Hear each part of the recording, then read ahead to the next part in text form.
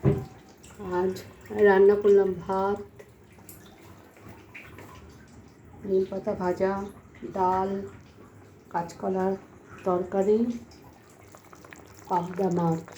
কেমন লাগলো সবাই অতি অবশ্যই জানাবে।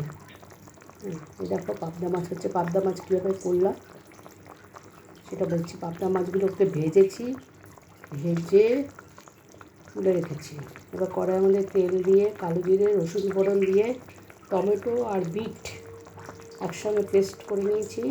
নিয়ে যখন কালো জিরে রসুন নিয়ে হয়েছে টমেটো পেস্টটা দিয়ে দিয়েছি।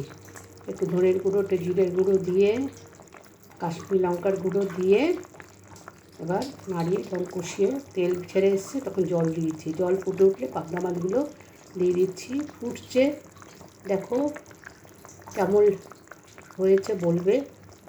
অতি অবশ্যই কমেন্ট করবে, লাইক করবে, সাবস্ক্রাইব করবে আমার চ্যানেলটিকে। ধন্যবাদ।